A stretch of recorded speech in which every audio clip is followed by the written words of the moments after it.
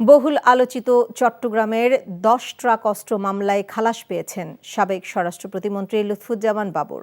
খালাস পেয়েছেন আরও ৬ জন। এছাড়া মৃত্যুদণ্ড থেকে যাবজ্জীবন কারাদণ্ড দেয়া হয়েছে উলফার সামরিক কমান্ডার পরেশ বড়ুয়াকে। বুধবার বিচারপতি মোস্তফা জামান ইসলাম ও বিচারপতি নাসরিন আক্তারের সমন্বয়ে গঠিত হাইকোর্ট বেঞ্চ এ রায় দেন। নাজিবুর রহমানের রিপোর্ট। ২০০৪ সাল চট্টগ্রামের CUFL ঘাট থেকে ১০ ট্রাক সমপরিমাণ অস্ত্র উদ্ধার করে আইন শৃঙ্খলা বাহিনী। দেশের ইতিহাসের সবচেয়ে বড় এই চালানটি সমুদ্র পথে আনা হয় চট্টগ্রাম ইউরিয়া ফার্টিলাইজার জেটিতে। উদ্ধার করা অস্ত্রের মধ্যে ছিল চীনের তৈরি রাইফেল, সেমি অটোমেটিক রাইফেল সহ বিপুল পরিমাণ বিস্ফোরক দ্রব্য। দেশ ছাড়িয়ে আন্তর্জাতিক অঙ্গনেও আলোড়ন তোলে এমন ঘটনা। ২০১৪ সালে এ ঘটনায় তৎকালীন স্বরাষ্ট্র প্রতিমন্ত্রী লুৎফুজ্জামান বাবর, জামাত নেতা মতিউর রহমান নিজামী সহ ১৪ আসামিকে মৃত্যুদণ্ড দেয় চট্টগ্রামের স্পেশাল ট্রাইব্যুনাল। ২০২৪ সালের ৬ নভেম্বর এ মামলার ডেথ রেফারেন্স আপিলের উপর শুনানি শুরু হয়। যুক্তিতর্ক উপস্থাপন শেষে বুধবার বহুল আলোচিত এ মামলা থেকে খালাস পেলেন সাবেক স্বরাষ্ট্র প্রতিমন্ত্রী লুৎফুজ্জামান বাবর সহ ৭ জন আসামি। মৃত্যুদণ্ড পাওয়া আরেক আসামি উলফা নেতা পরেশ বড়ুয়াকে মৃত্যুদণ্ড থেকে যাবজ্জীবন কারাদণ্ড দেন হাইকোর্ট। ১৪ জনের ভিতরে ৭ জনকে খালাস দিয়েছেন, ৬ জনকে ১০ বছরের সাজা দিয়েছেন এবং ১ জনকে যাবজ্জীবন সাজা দিয়েছেন। এরই প্রেক্ষিতে এই মামলা আজকে নিষ্পত্তি হলো। জনাব লুৎফুজ্জামান বাবরকেও আজকে খালাস দিয়েছেন এই কথা বলে যে তিনি রাজনৈতিক উদ্দেশ্যের ভিকটিম, শিকার। যাদেরকে খালাস দিয়েছেন তাদের বিরুদ্ধেও কোনো সাক্ষী প্রমাণ পাওয়া যায়নি, আর যাদেরকে সাজা দিয়েছেন তাদেরকে যেহেতু আপনার ডেথ সেন্টেন্স কমিউট শুধু না, এটা মাত্র ১০ বছরে এনে দিয়েছেন। এখন পূর্ণাঙ্গ রায় পেলে পরে আমরা দেখতে পারবো যে কোর্টের অবজারভেশন বা কোর্ট কোন কোন পয়েন্ট এখানে ডিসাইড করেছেন। আলোচিত এই মামলা থেকে অব্যাহতি পাওয়ায় সাবেক স্বরাষ্ট্র প্রতিমন্ত্রী লুৎফুজ্জামান বাবরের মুক্তি পেতে আর বাধা নেই বলেও জানিয়েছেন তার আইনজীবীরা। Najibur Rahman, NTV news, Dhaka. ১০ truck অস্ত্র মামলার রায় সম্পর্কে আরও জানাতে হাইকোর্ট থেকে যোগ দিচ্ছেন সহকর্মী হাসান জাবেদ। জাবেদ, রায় সম্পর্কে আর কি তথ্য আছে আপনার কাছে?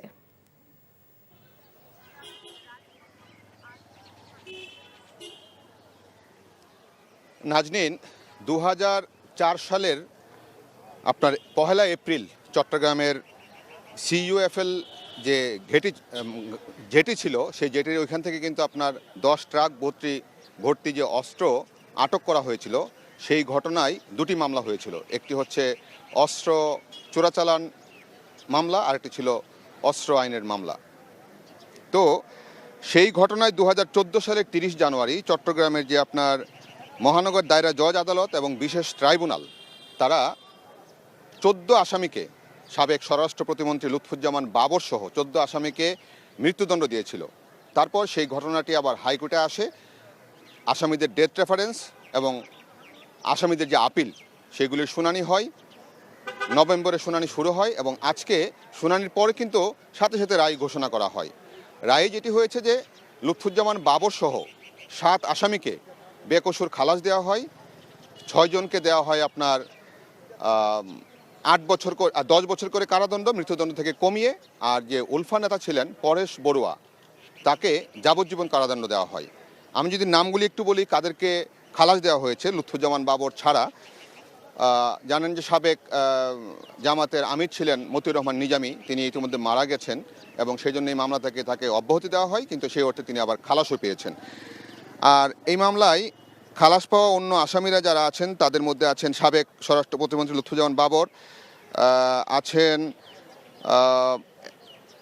মৃত্যুদণ্ড থেকে যারা খালাস পেয়েছেন সাবেক NSI এর পরিচালক। আমি যদি বলি NSI এর পরিচালক হচ্ছেন, মহাপরিচালক ছিলেন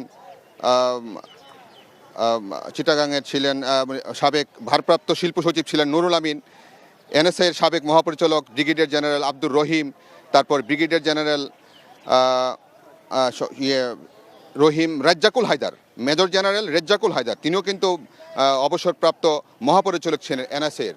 তো তাদেরকে কিন্তু খালাস দেওয়া হয়। আর যাদেরকে 10 বছরের কারাদণ্ড দেওয়া হয় তারা হলেন আমি যদি খুব সংক্ষেপে বলি আপনাকে নামগুলি, আকবর হোসেন, লিয়াকত, শাহাবুদ্দিন, হাফিজ, মঈনুদ্দিন, হাজি আব্দুস সুবহান, তাদেরকে 10 বছর করে কারাদণ্ড দেওয়া হয়। এবং কেন তারা খালাস পেলেন, কোন গ্রাউন্ডে খালাস দেওয়া হলো, সেই প্রেক্ষিতে তাদের আইনজীবীরা বলেছেন যে তাদের বিরুদ্ধে কোনো এভিডেন্স প্রমাণ করতে পারেনি রাষ্ট্রপক্ষ।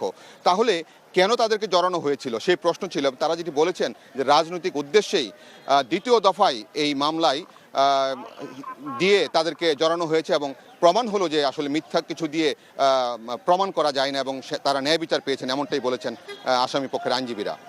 মিতা,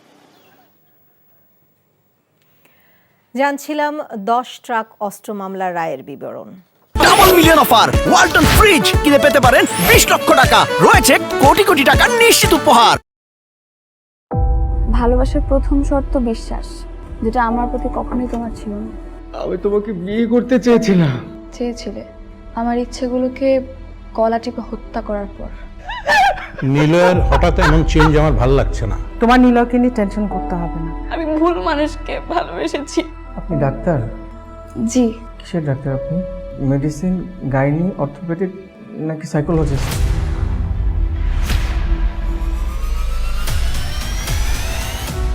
ভাইয়া খুব ইন্ট্রোভার্ট, ভাইয়াকে নেশার জগৎ থেকে ফিরিয়ে আনতে হবে। আমার মনে হয় কি তোমার রেগুলার অফিসে বসা উচিত। সব তোকে সামলাতে হবে। এরকম কেস না দিন দিন বেড়েই চলেছে। আপনি কি আমার উপর রেগে আছেন? পৃথিবীতে কারো উপরে আমার তেমন কোনো রাগ নেই। নিলয় যেন কোনো রকম সিন ক্রিয়েট না করে। আপনি কি সব ভুলে থাকতে পেরেছেন? প্রেম এবং ভালোবাসা খুব পবিত্র, সস্তা কোনো কিছু না। আমি তোমাকে হারাতে চাইনি Priti. Love is not enough in the world.